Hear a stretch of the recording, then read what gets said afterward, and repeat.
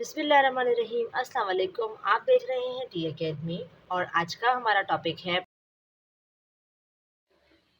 Algebra. हमारे पास क्या होता है? अलजेब्रा हम इसे कहते हैं जब हमारे पास मैथ के अंदर नंबर के साथ और क्या चीज़ आ जाए, अल्फ़ाबेट्स। ठीक है, अल्फ़ाबेट्स ज़रूरी नहीं है सिर्फ इंग्लिश के हों।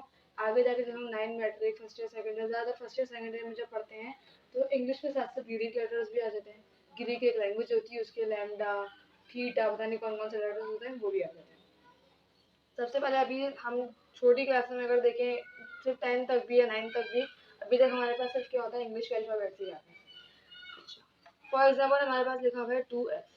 ठीक है, इसके अंदर हमारे पास जो x है ये क्या है? गलत अल्फ़ाबेट है। अल्फ़ाबेट को हम कहते हैं वेरिएबल। ठीक है, अच्छा, वेरिएबल से पहले जो नंबर लिखा होता है इस नंबर को हम बोलते हैं कोफिशिएंट। 2 क्या है? x का कोफिशिएंट। ठीक है, अगर मैं 3x लिखूं तो 3x का क्या है? कोफिशिएंट। तो हम इसको ऐसे भी बोल सकते हैं 3 is the coefficient of x। अभी हमारे पास अगर फॉर एग्जांपल हमारे पास जो एक, अच्छा, जो एक है ना, इस एक को हम बोलते हैं टर्म। ठीक है, अगर हमारे पास मल्टीपल टर्म्स होंगी, फॉर एग्जांपल हमारे पास है 2x प्लस या 2x² प्लस 3x प्लस 4। ठीक है, इसके अंदर क्या है? ये एक टर्म है, ये पहली टर्म है, ये दूसरी टर्म है, ये तीसरी टर्म है। वो टर्म जिसके साथ कोई वेरिएबल नहीं होता उसको हम बोलते हैं कांस्टेंट। क्या बोलते हैं? कांस्टेंट। इसके अलावा हमारे पास और क्या है? कांस्टेंट है, क्वाड्रेटिक एक्सप्रेशन और वो। अच्छा, हमारे पास जब अलजेब्रा के अंदर आते हैं ना, दो चीज़ें आती हैं, एक होता है इक्वेशन और एक होता है एक्सप्रेशन। इक्वेशन और एक्सप्रेशन में क्या फ़र्क है? अगर हमारे पास ये पूरी वैल्यू है 2x² plus 3x equals to 4, अगर इसके आगे मैं इक्वल्स टू डाल के 0 लगा दूँ तो ये क्या है? इक्वेशन। किसी भी चीज़ के आगे, किसी भी चीज़ के अंदर 0 आता है ना, वो इक्वेशन कहलाती है। ठीक है, और अगर मैं सिर्फ 2x² प्लस 3x प्लस 4 छोड़ दूँ, ये क्या कहलाएगी? एक्सप्रेशन। अब हमारे पास इक्वेशन और एक्सप्रेशन, कोई भी हम एक्सप्रेशन ले लेते हैं। एक्सप्रेशन की भी टाइप्स होती हैं। जब हमारे पास एक टर्म होगी उसको हम मोनो बोलेंगे, जब दो होंगी उसको बाई बोलेंगे, जो तीन होंगी उसको ट्राई, और अगर मैनी होंगी तो उसकी जगह हम यूज़ करेंगे पॉली। अगर हमारे पास सिर्फ 2x है, एक टर्म है इसकी, तो हम इसको क्या बोलेंगे? मोनो। तो ये कहलाएगी मोनोमियल। अगर 2x² प्लस 3x, ये कितने टर्म्स हैं? दो टर्म्स है, तो हम इसको क्या बोलेंगे? Binomial. 2x² plus 3x plus 1 है तो तीन टर्म में क्या कहलाएगी? ट्राइनोमियल।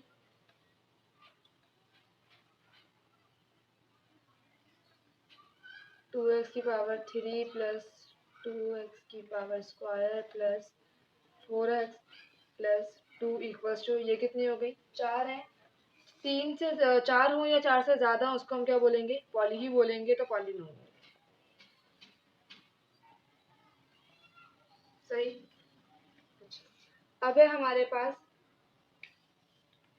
जो हमारे पास अलजेब्रिक एक्सप्रेशन होती है, उसका सिर्फ ये मकसद नहीं कि हम उनका सिर्फ नाम रख के छोड़ दें। इसके अंदर हमें करना होता है मेन एडिशन और सब्ट्रैक्शन, जो कि तुम लोगों को आप लोगों के 8 क्लास तक के काम आ जाएगा। अलजेब्रा के अंदर हमारे पास एडिशन और सब्ट्रैक्शन में हमें ये काम करना होता है। पहले तो सबसे पहले एडिशन और सब्ट्रैक्शन समझने के लिए हमें छोटी सी बेसिक चीज़ें जो कि अच्छी खासी कंफ्यूज करती है, वो क्या है? अगर आप लोग के पास कहीं लिखा हुआ है ए और उसको प्लस करना है ए से, ए प्लस ए क्या होगा? 2 है। अगर याद ना रहे तो उसको इस तरह याद कर लो, एक एप्पल है, दूसरा एप्पल है, एक एप्पल, दूसरा एप्पल, दो एप्पल। ठीक है, 3a प्लस 2a तो कितने ए हो गए? 5a।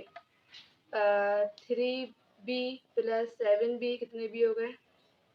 10b। 10b। सही है। अच्छा, अगर, अच्छा, और ये हमें एडिशन हो या सब्ट्रैक्शन हो, हमें इसमें दो बार एक बात याद रखनी पड़ती है कि कभी भी डिफरेंट वेरिएबल आपस में ऐड या सब्ट्रैक्ट नहीं होता। सही है, अगर मैं बोलूँ ए को प्लस करना है बी से तो ये कभी नहीं हो सकता, क्योंकि अगर मैं बोलूँ एक जगह एप्पल है एक जगह बॉल है, उन दोनों को एक जगह साथ रख के प्लस कर दो, ये काम तो कोई भी नहीं कर सकते। तो इसलिए कभी भी डिफरेंट वेरिएबल्स आपस में ऐड या सब्ट्रैक्ट नहीं होते। डिफरेंट वेरिएबल आपस में कभी ऐड नहीं हो सकते, कभी सब्ट्रैक्ट नहीं हो सकते और कभी डिवाइड नहीं हो सकते, लेकिन मल्टीप्लाई हो सकते हैं। ठीक है। अच्छा, अब अगर हमारे पास है a मल्टीप्लाई बाय a, ठीक है। काफी बच्चे इसमें कंफ्यूज हो जाते हैं कि a प्लस ए है और a मल्टीप्लाई है, तो क्या करना है। a प्लस ए में मैंने बता दिया एप्पल वाला एग्जांपल, प्लस है यानी कि हमें ऐड करना है, और मल्टीप्लाई में हम बस क्या करते हैं, पावर्स को ऐड कर देते हैं। a इज a स्क्वायर, ठीक है। अगर याद ना रहे तो उसका एक छोटा सा काम है,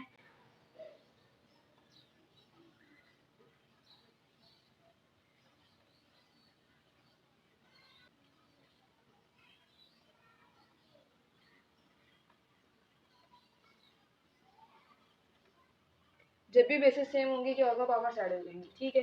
बेस हम किसे कहते हैं, जो नीचे वाला नंबर है हम उसका बेस कहेंगे, जो ऊपर डाला हुआ तो उसको हम पावर कहते हैं। अब ये बेस दोनों क्या है, सेम है, तो इनकी पावर्स क्या है। कई जगह हमें पता है कहीं भी कोई नंबर नहीं होता तो वहाँ हमेशा क्या होता है, 1 होता है। जब इसकी पावर कोई नहीं है यानी कि क्या है, 1 है, इसकी पावर भी क्या है, 1 है। बेस सेम है, पावर ऐड कर देंगे, 1 + 1 कितना हो गया, 2। अगर हमारे पास a³ मल्टीप्लाई बाय a, दोनों बेस सेम है, पावर कितनी है, 3, दूसरी की क्या है, 1, 3 + 1 4, ठीक। इसी तरीके से b5 multiply by b4, base same है, पावर ऐड हो जाएगी b, ठीक है।